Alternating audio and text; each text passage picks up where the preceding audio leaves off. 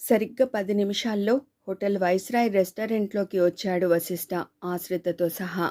అప్పటికే అక్కడ ఫ్యామిలీస్తో రద్దీగా ఉంది. యూనిఫామ్లో ఉన్న వశిష్ఠని చూడగానే రెస్టారెంట్లోని స్టీవార్డ్స్ అలర్ట్ అయి ప్లీజ్ కమిన్ సర్ అంటూ హడావుడి చేయడం మొదలుపెట్టారు. సెంట్రలైజ్డ్ ఏసీ కావడంతో చలిగా అనిపిస్తుంటే ఓ టేబుల్ దగ్గర చీర చెంగుని ఒంటికి చుట్టుకుని వశిష్ఠకి అభిముఖంగా కూర్చుంది ఆశ్రిత. అతడి ఆదేశం కోసం ఎదురు చూస్తున్నట్టు స్టీవార్డ్ ప్యాడ్ పట్టుకుని సమీపంలో నిలబడ్డాడు. ఏం కావాలి అని ఆశ్రితని అడగబోయిన వశిష్ఠ స్టీవార్డ్ని చూసి ఓ 5 నిమిషాల తర్వాత రండి అన్నాడు. ఎస్ సర్ అంటూ అదృశ్యమైపోయాడతడు. అక్కడ చాలామంది తమనే గమనించడాన్ని చూసిన ఆశ్రిత ఇబ్బందిగా తల వంచుకుంది. ఏమిటి అలా అయిపోయారు అన్నాడు ఆమెను మూడ్లోకి రప్పించే ప్రయత్నం చేస్తూ. అబ్బే, బహుశా అంతా మనల్నే చూస్తున్నారని మీకు తెలిసిపోయి ఉంటుంది. స్పష్టంగా కనిపిస్తోందిగా అంది మృదువుగా నవ్వుతూ. వాళ్ళెందుకలా చూస్తున్నారో తెలుసా అడిగాడు అతను సీరియస్గా. డ్యూటీలో ఉండి గర్ల్ ఫ్రెండ్తో షికార్లు చేస్తున్నాడు అనుకుంటున్నారేమో క్యాజువల్గా అనేసింది ఆమె. ఆమె గమనించలేదు అతడి ముఖంలో వేగంగా వచ్చిన మార్పుని. అదొక్కటే కాదు ఆశ్రిత, హోటల్ సిబ్బంది ఇంత సిన్సియర్గా రెస్పాండ్ చేసి డీసెంట్గా సర్వ్ చేసినా చివర బిల్లు పే చేయకుండా వెళ్ళిపోతాడని కూడా. పంటి బిగువన నవ్వాపుకుంది. ఆశ్చర్యపోకండి ఆశ్రిత, కాకి బట్టల గురించి జనానికి ఉన్న అభిప్రాయం అది. అతడలా నిక్కచ్చిగా మాట్లాడడం ఆనందంగా ఉంది. బహుశా కాకి బట్టలు అనేసరికి మీకు పోస్ట్ మ్యాన్, కండక్టర్లు గుర్తొచ్చారనుకుంటాను. వాళ్ళని కించపరచడం నా ఉద్దేశం కాదు. నేను చెప్పింది కేవలం మా పోలీస్ జాతి గురించి మాత్రమే. మృదువుగా నవ్వేసిన ఆమె, పిలిచింది నేను కాబట్టి బిల్లు నేను పే చేస్తానులేండి అంది. దయుంచి అలాంటి పని చేయకండి. అదేం, నాతో మీకు ఏదో పనుండి ఇలా పార్టీ ఇచ్చారనుకునే ప్రమాదం ఉంది. పకాలన నవ్వేసింది ఆమె. ఎన్ని రోజులైంది ఇలా నవ్వగలిగి? ఈ వ్యక్తితో మాట్లాడుతుంటే ఇంత ఆహ్లాదంగా ఉందేమిటి? సైన్స్ ఇంకా డెవలప్ అయి ఉంటే ఎంత బాగుండేది అన్నాడు అతను టక్కున. విస్మయంగా అడిగింది. ఉన్నట్టుండి సైన్స్ గురించి మాట్లాడుతున్నారేమిటి? అవును ఆశ్రిత, అక్కడేముందో తెలుసుకోవడానికి అంగారక గ్రహం దాకా విస్తరించిన సైన్స్ అసలు మనిషి మనసులో ఏముందో, ఎదురుగా ఉన్న వ్యక్తి మన గురించి ఏమనుకుంటుందో తెలుసుకునే అవకాశాన్ని కల్పించి ఉంటే ఇప్పుడు మీ నిమిషం మౌనంలో నా గురించి ఏమనుకుంటున్నారో నాకు అర్థమయ్యేదిగా. అతడి మాటలు, కలుపుగోలుతనం హృదయ పుష్పపు రేకుని తడిమి అలజడిని రేపుతుంటే నేను మీ గురించి చెడుగా ఏమీ అనుకోవడం లేదు అంది మరెటో చూస్తూ. పోనీ మంచిగా ఏమనుకున్నారో చెప్పండి. ఆశ్రిత మౌనం అతడిలో ఏ కంగారుకి కారణమైందో టాపిక్ మార్చుతూ చెప్పండి, ఏం తీసుకుంటారు అన్నాడు. నాకు ఐడియా లేదు, మీరే చెప్పండి. అడగటానికి ఐడియాలు అవసరం లేదు, టేస్ట్ ఉంటే చాలు మళ్ళీ జోవియల్గా అన్నాడు. అదిగో, మీరలా సీరియస్గా చూడకండి, మీకేం కావాలో చెప్పండి, మీ ఛాయిస్కే వదిలిపెడుతున్నాను. నిజానికి ఎప్పుడు ఇలాంటి ఖరీదైన రెస్టారెంట్స్కి రాని ఆమెకి నిజంగానే అవగాహన లేదు. తండ్రి పెన్షన్ డబ్బులతో బొటాబొటిగా కాలాన్ని వెళ్ళబుచ్చిన ఆమెకి చాలా విషయాల్లో పరిజ్ఞానమున్నా ఇలాంటి చోట ఖచ్చితంగా ఇగ్నోరెంట్. ఆ నిజం అంగీకరించడానికి ఆమె సిగ్గుపడదు. బేరర్కి ఆర్డర్ గురించి చెప్పిన వశిష్ఠ అమాయకంగా నేలచూపులు చూస్తున్న ఆమెతో అన్నాడు నెమ్మదిగా. మీరేమనుకోనంటే చెప్పండి. కొన్ని విషయాల్లో మేధావులు అమాయకుల్లానే ప్రవర్తిస్తారన్నది చరిత్ర చెప్పిన సత్యం. మీరేం చెబుతున్నారో నాకు అర్థం కావడం లేదు. ప్రపంచంలో చాలా పాపులర్ సైంటిస్ట్ అనిపించుకున్న న్యూటన్కి ఓ రోజు షూస్ కొనుక్కుందాం అనిపించింది. అతను చాలా సీరియస్గా చెప్పుకుపోయాడు. న్యూటన్ తల్లి ఓ నౌకరుని పిలిచి కొడుకు కాలిబూటు కొలతలిచ్చి షూ మార్ట్కి పంపించింది. తర్వాత కొంతసేపటికి నౌకరు తెచ్చే బూట్లు తనకు నచ్చవేమో అనిపించిన న్యూటన్ తానే బయలుదేరాడు. కొన్ని గంటల తర్వాత ఇంటికి వచ్చాడు ఖాళీ చేతులతో. బూట్లు కొనుక్కోలేదు అని తల్లి అడిగిందట. నాకు నౌకరు కనిపించలేదమ్మా అన్నాడట. వాడితో నీకేం పని, నువ్వైనా కొని తెచ్చుకోవచ్చుగా అందట న్యూటన్ తల్లి. దానికి న్యూటన్ ఏమన్నాడో తెలుసా? ఆసక్తిగా వింటోంది ఆమె. షూస్ తెచ్చుకునేవాడినే కానీ సైజులు నౌకరు దగ్గర ఉండిపోయాయిగా అన్నాడట. అరచేతిని పెదవులకి అడ్డంగా ఉంచి నవ్వాపుకుంటున్న ఆమెను చూస్తూ, ఐఏఎస్ స్థాయికి వెళ్ళిన మీరు ఇక్కడ హోటల్ డిన్నర్ డీటెయిల్స్ గురించి చెప్పలేని స్థితికి సిగ్గుపడాల్సిన అవసరం లేదని సరదాగా న్యూటన్ గురించి చెప్పాను అన్నాడు. అబ్బురంగా కాదు, దిగ్భ్రాంతిగా చూస్తూ ఉండిపోయింది ఆమె. తను తన వరకే పరిమితం చేసుకున్న ఆలోచనల్ని అతడు చాలా స్పష్టంగా చదివి ఆశ్చర్యపరుస్తున్నాడు. నిజానికి వశిష్ఠని మళ్ళీ కలవాలని ఆమె అనుకోలేదు. ఒక నేరాన్ని నిరూపించలేక విఫలుడైన అతడి మీద కొన్ని గంటల క్రితం దాకా అంత సదభిప్రాయం లేదు. కానీ మనసు ప్రేరణతో అతన్ని కలుసుకోవాలనిపించింది, పిలిచింది. ఒకవేళ ఈ క్షణం అతన్ని అర్థం చేసుకునే అవకాశం ఇచ్చి ఉండకపోతే ఇప్పుడు కలిసినందుకు బాధపడేదేమో. అయితే అతడి మాటలు, ప్రవర్తన అలసిన మనసుకి కొత్త ఊపిరిని అందిస్తున్నాయి. మళ్ళీ మీరు ఆలోచనల్లోకి జారిపోయారు అన్నాడు నిశ్శబ్దాన్ని భంగపరుస్తూ. సారీ అంది అసంకల్పితంగా. దేనికి? మిమ్మల్ని అపార్థం చేసుకున్నందుకు. అప్రతిభుడై చూస్తున్న అతనితో కొన్ని గంటల క్రితం దాకా తనకున్న అభిప్రాయాన్ని నిక్కచ్చిగా చెప్పింది. మృదువుగా నవ్వేశాడు. చూడండి ఆశ్రిత, నేను జీవితాన్ని ఈజీగా తీసుకుంటానేమో కానీ బాధ్యతల్ని కాదు. అఫ్కోర్స్ ఫెయిల్యూర్స్ కూడా నాకు కొత్త కాదు. అంత మాత్రం చేత నిరాశపడను. ఒక అద్భుతమైన గెలుపుకి ఓటమితో పొందిన అనుభవాన్ని ఆయుధంగా వాడుకుంటాను. ఇది నా లైఫ్ ఫిలాసఫీ. అయినా ఉన్నట్టుండి ఏదో గుర్తు చేసుకుంటూ అన్నాడు. ఇప్పుడు హఠాత్తుగా నన్ను అర్థం చేసుకోవడానికి నేను చేసిన ఘనకార్యం ఏమిటి? బేరర్ టేబుల్ మీద డిన్నర్ని ప్లేస్ చేసి వెళ్ళాక సాలోచనగా తింటూ అంది ఆమె. మీరేమిటి అన్నది తెలియడానికి మీరే చేసి తీరాలన్నది నేను రూల్గా అంగీకరించను వశిష్ఠ. ఒక్కోమారు బాధ్యతగా ఏదో చేయడం కన్నా ఆత్మీయంగా పరామర్శించడం మనిషిని ఉత్తేజపరుస్తుంది. అలాంటి కన్సర్న్ మేలు చేయడం కన్నా అంతకు మించి స్ఫూర్తికి కారణమవుతుంది.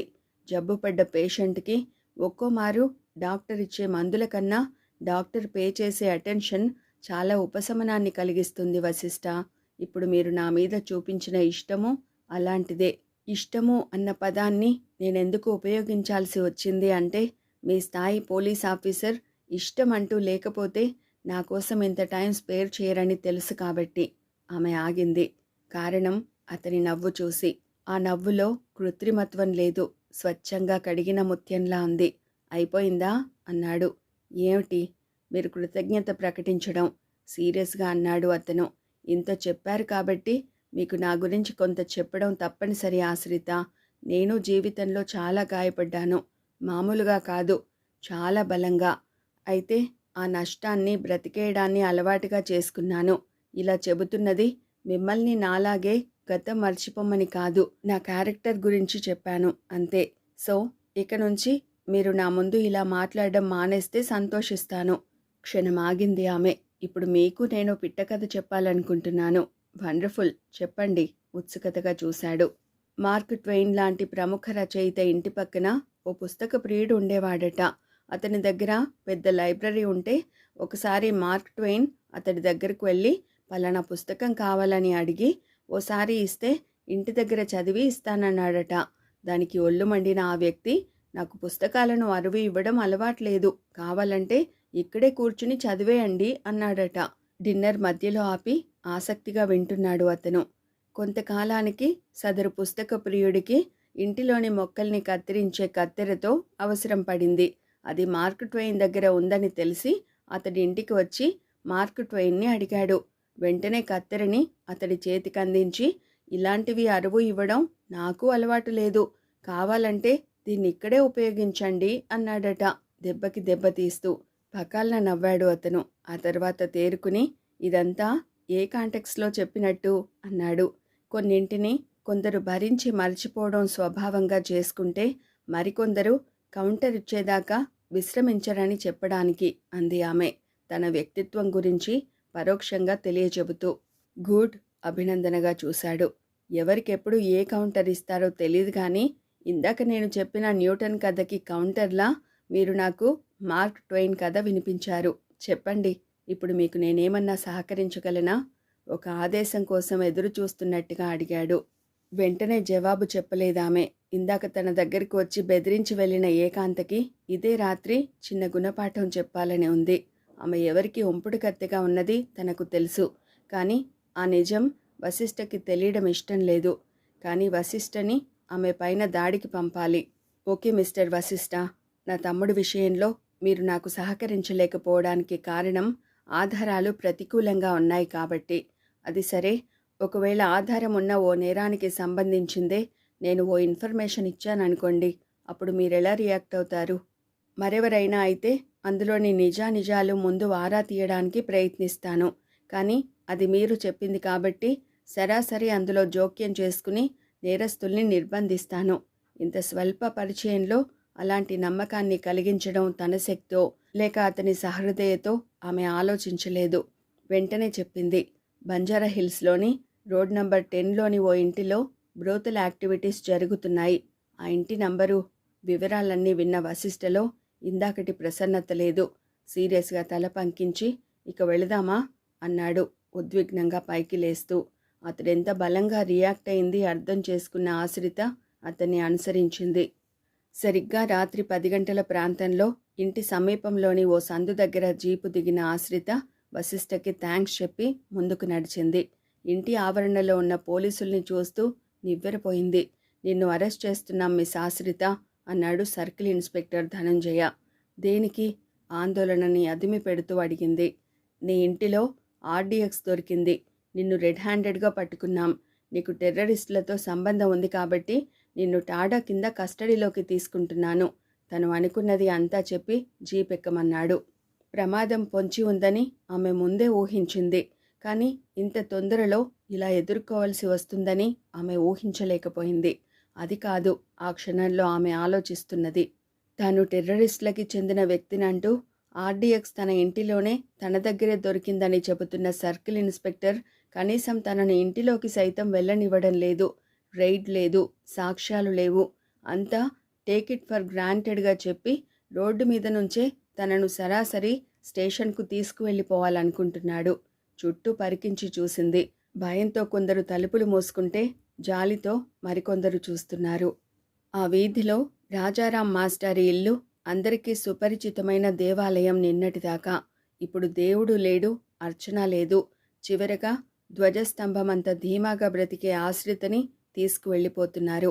ఒక పటిష్టమైన వ్యవస్థ ఓ ఆడపిల్లని అద్భుతమైన పథకంతో ఇరికించి లాక్కుపోతున్నారని తెలిసినా ఎవరూ జోక్యం చేసుకోలేకపోయారు. అసలు అలాంటి సహాయాన్ని ఆశ్రిత కోరదు కూడా. తనకు తానుగా పోరాడే ఈ కథన రంగంలో ఆమె సైన్యం, ఆమెకున్న ఆత్మస్థైర్యం ఒక్కటే. జీప్లో కూర్చుంటూ ఆలోచించింది.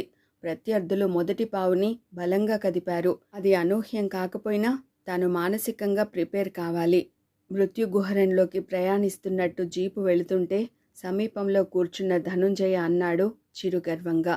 పెద్దవాళ్లతో పెట్టుకోవద్దంటే వినకుండా రెచ్చిపోయి పేపర్లలో ఇంటర్వ్యూ దాకా వెళ్ళావు బేబీ. చిత్రం చూసావా? రేపు ఉదయం డైలీలో నీ అరెస్ట్ వార్త కూడా ప్రచురించబడుతుంది. గంట క్రితమే పేపర్లో బాక్స్ ఐటంలా ప్రింట్ అయిపోయింది కూడా. అంటే మేమంత అడ్వాన్స్డ్గా ఉన్నామన్నమాట. అప్పుడు చూసింది ఆశ్రిత మృదు మందహాసంతో. ఒక అసాధారణమైన ఆధారం దొరికినట్టుగా. థ్యాంక్స్ మిస్టర్ ధనుంజయ అంది ప్రశాంతంగా. అదే రాత్రి మృత్యునాదంలా బజర్ మోగడంతో బడలికగా నిద్రలేచిన ఏకాంత ముందు కలేమో అనుకుంది. ఇంకా బజర్ మోత స్పష్టంగా వినిపిస్తుంటే బెడ్ మీద నుంచి పైకి లేచింది.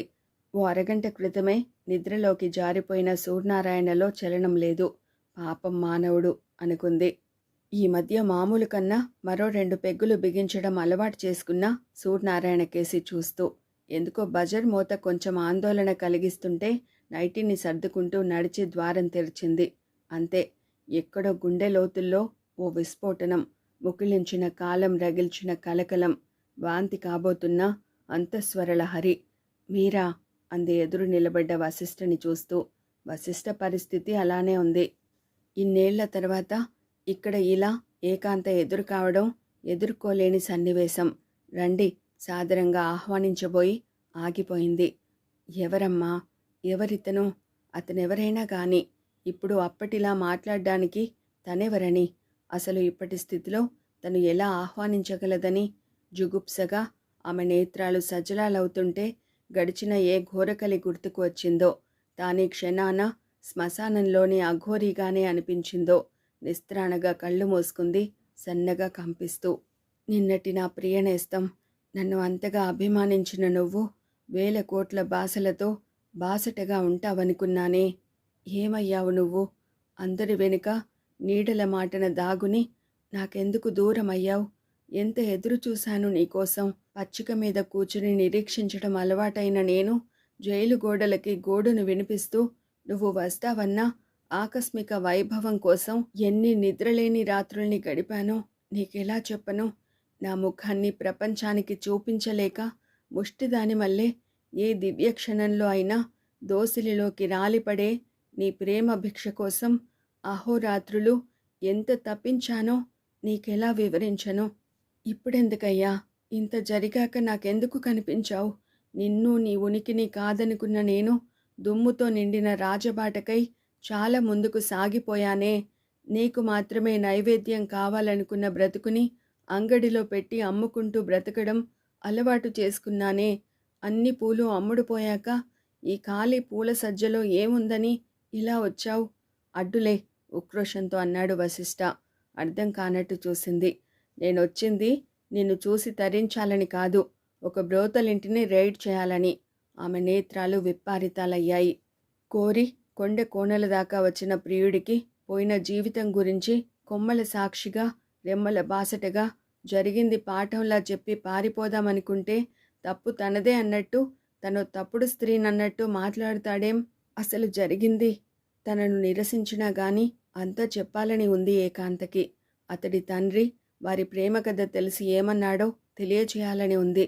వశిష్ఠ ట్రైనింగ్ అని వెళ్ళాక వేశ్యగా సంఘం ముందు ఎలా నిలబెట్టాడో, ఆ తర్వాత తనకు పరిచయం లేని ఓ వ్యక్తి శవాన్ని తన గదిలో ఉంచి హంతకురాలిగా మార్చి జైలుకెలా పంపించాడో వివరంగా నిజాయితీగా తెలియచెప్పాలని ఉంది. వినడేం, అంత నిజమే అని నమ్మేశాడా? వశిష్ఠ, ఒక్కసారి జరిగింది నీకు చెప్పాలని ఉంది, కానీ నాకు వినాలని లేదు కర్కశంగా అన్నాడు. ఎందుకని? ఏకాంత కళ్ళల్లో పేరుకున్న నీటి పొరలు అతన్ని కదిలించలేకపోయాయి. ఎందుకు వినకూడదనుకుంటున్నావు? కులటగా బ్రతకడం నీ క్యారెక్టర్ అని నీకు నువ్వే నిరూపించుకున్నావు కాబట్టి. మిస్టర్ వశిష్ఠ, అరిచింది ఉద్వేగంగా. అరిస్తే నీ గొంతు నాళాలు పగిలిపోతాయి తప్ప నువ్వు పతితవి కావని నిరూపించుకోలేవు. నీ తండ్రికి సరైన కొడుకువి కాదు ఏకాంత. పోనీ అదే నిజమైతే నీ అసలు రూపం ఆదిలోనే తెలుసుకునేవాణ్ణి. నేను కులటని కాను. అప్పుడు ఏమో నాకు తెలియదు, కానీ ఇప్పుడు నేను ప్రత్యక్షంగా చెక్ చేయాలనుకుంటున్నాను. ఆవేశంగా ముందుకి నడవబోయిన వశిష్ఠకి అభిముఖంగా నిలబడి అరిచింది. ఆగు. ఏమిటి వెతకాలనుకుంటున్నావు? గదిలో ఉన్న నీ వెట్టుల్ని. వెట్టులు అంటూ లేరు, ఉన్నది ఒక్కడే. కానీ నువ్వతన్ని తాకలేవు. నువ్వంత ఖరీదైన బ్రోతల్వా? చూడాలనుందా? ఉన్మాదిలా 2 అడుగులు ముందుకేసి ఓ కిటికీ తెరిచింది. చూడు. బెడ్రూంలో ఆదమరచి నిద్రపోతున్న హోమ్ మినిస్టర్ని చూస్తూ హతాశుడయ్యాడు. ఏం ఆగిపోయావు? వెళ్ళి అరెస్ట్ చేయి వశిష్ఠ. చట్టం నన్ను వేశ్య అంది కాబట్టి నువ్వు నన్ను కులట అనగలిగావుగా. దమ్ముంటే నీ చట్టంతో ఆయన్ని అరెస్ట్ చేయి. వెళ్ళు. ఉక్రోషంతో పిడికిలి బిగుసుకుంది. ఏకాంత ఎదురుపడి మనసుని సగం గాయపరిస్తే ఇప్పుడు ఏమీ చేయలేని నిస్సహాయ స్థితి అతన్ని అనూహ్యమైన టెన్షన్కి గురిచేసింది. ఏదో చేయాలని ఉంది. చట్టరీత్యా అతన్ని అరెస్ట్ చేయడానికి తన పరిధి కానీ నిబంధనలు కానీ అనుకూలంగా లేకపోయినా కనీసం 10 మంది ముందు ఆ పెద్ద మనిషి పరువు తీయాలనుంది. అది కూడా కాదు, ఒకనాడు తను అమితంగా ప్రేమించిన ఆడది ఇక్కడ ఈ రూపంలో సాక్షాత్కరించడాన్ని అతడు తట్టుకోలేకపోతున్నాడు. మరో 2 నిమిషాలు ఉంటే ఏకాంతని ఆమె వెట్టుణ్ణి షూట్ చేసి హంతకుడైపోతాడు. అంతే. వెనక్కి తిరిగాడు ఉద్వేగంగా. ఏం ఓడిపోయావా? అంది ఏకాంత వ్యంగ్యంగా. చురుక్కుమందేమో. ఆవేశంగా 2 అడుగులు ముందుకేశాడు. నవ్వింది విరాగినిలా. కొట్టాలని ఉందా? కోరిక పుడుతుందా? కాదు, అసహ్యంగా ఉంది. అలాగా? నిన్ను బ్రోతలుగా నిరూపించి కటకటాల వెనక్కి పంపించాలని ఉంది. అసంభవం వశిష్ఠ. ఇప్పుడు నేను అంత చిన్న స్థాయిలో లేను. చూస్తాను. నేను చేసి చూపిస్తాను అంది. ఏమిటి ప్రయోగం వశిష్ఠ? మొండిగా దృఢంగా చెప్పింది ఏకాంత. నన్ను కులటనన్నావుగా, కులటతోనే నువ్వు ఓ రాత్రి గడిపేట్టు చేస్తాను. అది 10 మందికి తెలిసేట్టు చేసి నిన్ను రొంపిలోకి నెట్టి నీ తండ్రిని మానసికంగా చిత్రవద చేస్తాను. ఎప్పుడో కాదు, త్వరలోనే. అతడి మొహం మీదే ధడేల్న తలుపులు మూసింది. ఆమె కనురెప్పలు మూసుకోగానే 2 నీటి బొట్లు ఉబికి ఆమె చెంపలపైకి జారాయి. ఎవరది? బెడ్రూంలో అడుగుపెట్టిన ఏకాంత ఉలిక్కిపడింది. ఎప్పుడు నిద్రలేచాడో. సూర్యనారాయణ ఆమె వైపు తదేకంగా చూస్తూ అడిగాడు. టెన్షన్ని అదిమి పెట్టుకుంటూ అతడి వారగా పడుకుని చేతి వేళ్లను అతడి జుట్టులోకి జొనిపింది. ఇతడెవరైతేనేం, ఎలాంటి వాడైతేనేం, అలసిపోయిన ఒక బాటసారికి ఆసరాగా నిలబడ్డవాడు. కాలం తన రెక్కల్ని ముక్కలు చేసి ఆడుకుంటూ ఉంటే నిర్గమ్య గమనంలో నేనున్నానని హామీ ఇచ్చిన మనిషి. పునరావాసం కోసం ఆర్తిగా ఎదురు చూస్తుంటే చీకటి రహస్యాల పాఠశాలలో సహవాసిగా మారినవాడు. పరిచిత హిమతల్పం అగ్నికీలల సమాధిగా మారినప్పుడు అనువంత ప్రేమని వర్షించి జ్యోత్స్న వల్లరిలా నక్షత్రాల కళ్ళ కొసలతో చెక్కిళ్లపై రాయగలిగినవాడు. పుడమిలోన మిగిలిలేరు నన్ను కన్నవారు, ఎంత వెతికినా కానరారు నా అన్నవారు. ఊరంతా ఊరిమితో నా కథంతా విన్నారు, ఎందుకు పనికిరావు పోపొమ్మన్నారు. అదిగో సరిగ్గా అలాంటి వేళ కదూ ఇతడు తనకు అంతా కాగలిగింది. ఏమిటి ఆలోచిస్తున్నావు? అడిగాడు సూర్యనారాయణ. నిన్నే. వచ్చిందెవరు? వశిష్ఠ. చెప్పడానికి సంకోచించలేదు. సూర్యనారాయణ నొసలు చిట్లించాడు. నిజమా? ఎందుకు? అతడికి తనకి ఉన్న సంబంధం ఏమిటో ఆమె చెప్పలేదు. నన్ను అరెస్ట్ చేయాలని. సూర్యనారాయణ ఉత్కంఠగా పైకి లేచాడు. దేనికి? నేనిక్కడ బ్రోతలుగా బ్రతుకుతున్నానని తెలిసిందట. కాబోయే అల్లుడైనా గాని, కమిషనర్ కొడుకైనా గాని ఏకాంతనిలా అవమానించడాన్ని అతడు సహించలేకపోయాడు. మరి వెనక్కి వెళ్ళిపోయాడేం? మిమ్మల్ని చూశాడు. మామూలుగా అయితే సూర్యనారాయణ అదిరిపడేవాడే. కానీ అతను రాష్ట్ర పోలీస్ డిపార్ట్మెంట్కి అధిపతి అయిన మంత్రి. అంతకు మించి కమిషనర్నైనా గాని బయట కాపలాగా ఉంచి లోపల వ్యభిచారం సాగించగల సత్తా ఉన్నవాడు. పత్రికలకి కాస్త జంకుతాడేమో గాని పోలీసులంటే చాలా చిన్న చూపు గల వ్యక్తి కావడంతో వెంటనే ఫోన్ అందుకుని ఎక్కడికో ఫోన్ చేశాడు. ఏకాంత రెప్పలార్చకుండా చూసింది 2 నిమిషాల పాటు. ఫోన్ క్రెడిల్ చేస్తూ అన్నాడు. అంటే దాని ప్రోద్బలం మీద ఇదంతా చేశాడన్నమాట. ఆమె నేత్రాలు విప్పారితాలయ్యాయి. ఇప్పుడు సూర్యనారాయణ ఫోన్ చేసింది తనకు అత్యంత ప్రీతిపాత్రుడైన ఇన్స్పెక్టర్ ధనుంజయకి. కొన్ని గంటల క్రితం ఆశ్రిత వశిష్ఠకి ఫోన్ చేసి మాట్లాడింది కాబట్టి బహుశా ఆమె ప్రోద్బలం మీదనే ఏకాంత దగ్గరికి వచ్చి ఉంటాడని తేల్చేశాడు ధనుంజయ. అది నమ్మకుండా ఉండలేకపోయాడు సూర్యనారాయణ. ధనుంజయ అనుమానాన్ని వివరంగా చెప్పిన సూర్యనారాయణ, వశిష్ఠ ఆశ్రిత ప్రేరణ మీదనే ఇలా వచ్చి ఉంటాడు. అవుననిపించింది ఏకాంతకు కూడా. ఉదయం ఆశ్రిత తనతో ప్రవర్తించిన తీరు, ఆమెలోని నిబ్బరం ఖచ్చితంగా వశిష్ఠ లాంటి వాడి అండమూలంగా సంక్రమించి ఉంటుందని అనుకోవడానికి ఏకాంతకి అభ్యంతరం లేకపోయింది. అయితే సాలోచనగా బయటి చీకటిలోకి చూసింది ఏకాంత. వశిష్ఠ ఆమెకి అంత ఆత్మీయుడా? ఆమె ఆదేశంపై ఏదన్నా చేయడానికి సంశయించినంత బంధమా వారిది? కొన్ని క్షణాల క్రితం అతను చేసిన గాయం గుర్తుకొచ్చి ఆమెను ఎంత ఉద్విగ్నతకి గురిచేసింది అంటే, తనను కాదని నిరసించిన అతను మరో ఆడపిల్లకి అంత ప్రాముఖ్యతని ఇవ్వడం ఆమెకు సహించరాని విషయమైపోయింది. ఏమిటి ఆశ్రితలో తనకన్నా అతన్ని అమితంగా ఆకర్షించిన విషయం? అందమా? తను అందగత్తేగా. తెలివా? అమాయకంగా నమ్మి మోసగించబడిందే తప్ప తన చురుకుదనాన్ని ఒకనాడు అభినందించిన వాడేగా. అసలు ఆశ్రితనే ఈ ఆడపిల్ల కోసమే వశిష్ఠ తనని వదిలించుకోవాలని తండ్రితో కలిసి పథకం వేశాడా? అసూయతో ఆలోచనా శక్తిని కోల్పోయినా ఎంత తెలివైన ఆడపిల్ల అయినా ఎలా కుంచుకుపోయి తనకు ఆర్గ్యుమెంట్ని సృష్టించగలదో సరిగ్గా ఏకాంత కూడా అలాంటి స్థితిలోనే చాలా ఊహించేసుకుంది. నిన్న మొన్నటిదాకా కేవలం సవ్యసాచిపై ఉన్న అనుమానం ఇందాక వశిష్ఠ దాకా విస్తరిస్తే ఇప్పుడది ఆశ్రిత దాకా వ్యాపించింది. 1 డజను మంది తెలివైన వాళ్ళు 1 గంటలో తీసుకోగలిగే గొప్ప నిర్ణయాల కన్నా అసూయాపరుడైన అసాధారణమైన మేధావి అర నిమిషంలో అంతకు మించి సంకుచితమైన నిర్ణయాలకి రాగలడన్న ఉదాహరణకి ఏకాంత అతీతురాలు కాలేకపోయింది. ఈ లెక్కన వశిష్ఠ మీకు అల్లుడి కావడం అసాధ్యమే అంది ఉక్రోషాన్ని అదిమి పెట్టుకుంటూ. చురుక్కుమనిపించిన అరక్షణం నిశ్శబ్దం తర్వాత అన్నాడు సూర్యనారాయణ. అలాంటి ప్రమాదం ఉందని నేను అనుకోవడం లేదు ఏకాంత. ఎందుకంటే ఆశ్రితకి బలమైన గుణపాఠం చెప్పే పథకం ఇప్పటికే అమలు జరుగుతోంది కాబట్టి. ఆమె ఇప్పుడు పోలీస్ కస్టడీలో ఉందన్న విషయాన్ని వివరంగా చెప్పాడు సూర్యనారాయణ. అది ఆనందమో, వశిష్ఠ అభిమానించే ఓ అమ్మాయికి అలా పరాభవం జరిగినందుకు తాత్కాలికంగా మనసు చెందిన ఊరటకు ఉదాహరణో మరి.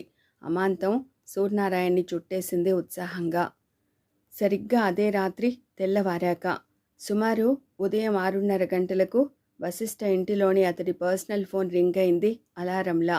బడలికగా నిద్రలేచిన వశిష్ఠ కిటికీలో నుంచి ఏటవాలుగా దూసుకొస్తున్న సూర్యకిరణాల్ని చూస్తూ బెడ్ పై నుంచి రిసీవర్ని అందుకున్నాడు. వశిష్ఠ హియర్. రోమన్ సామ్రాజ్యం తగలబడిపోతుంటే నీరో చక్రవర్తి ఫిడేలు వాయించుకుంటూ కూర్చున్నాడట. బొంగురుగా వినిపించింది. ఎవరు మాట్లాడుతున్నది? నేనెవరైతేనేం వశిష్ఠ? ఈరోజు పేపర్లు చూసావా? పేపర్లు అని ఆ బహువచనం ఎందుకు వాడుతున్నాను అంటే, ఓ తెలుగు దినపత్రికలో ఆశ్రిత ఇంటర్వ్యూ పడింది. అందులో పోలీసులు తలుచుకుంటే తనను ఓ రాడికల్గా ముద్ర వేయొచ్చు, లేదు ఏ ఆర్డీఎక్స్ లాంటిదో తన ఇంటిలో ఉంచి తనను టెర్రరిస్ట్గా టాడా కింద అరెస్ట్ చేయొచ్చని ఆశ్రిత చెబితే, మరో ఇంగ్లీష్ డైలీలో ఆర్డీఎక్స్తో రెడ్ హ్యాండెడ్గా ఆశ్రిత పోలీసులకి పట్టుబడినట్లు పబ్లిష్ చేయబడింది. వాట్?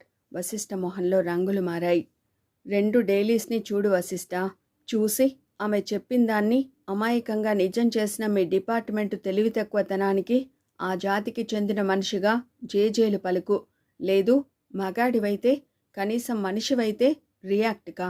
అవతలి వైపు నుంచి ఫోన్ క్రెడిల్ చేసిన చప్పుడు వినిపించడంతో ఒక్క ఉదుటున బెడ్ పై నుంచి క్రిందికి దిగాడు వశిష్ఠ. ఇప్పుడు అతన్ని నిద్రలేపి అతడి బాధ్యతని గుర్తు చేసిన వ్యక్తి ఎవరో కాదు, నిన్న ఆశ్రితని కలిసిన తాగుబోతు తాతయ్య. కొన్ని సంవత్సరాల క్రితం దాకా ప్రముఖ జర్నలిస్టుగా వెలిగి మనసుకి అయిన గాయాన్ని తాగుడుతో చల్లార్చుకుంటున్న వృద్ధుడు ఇప్పుడు ప్రపంచం అంతగా పట్టించుకొని మేఘనాథ్.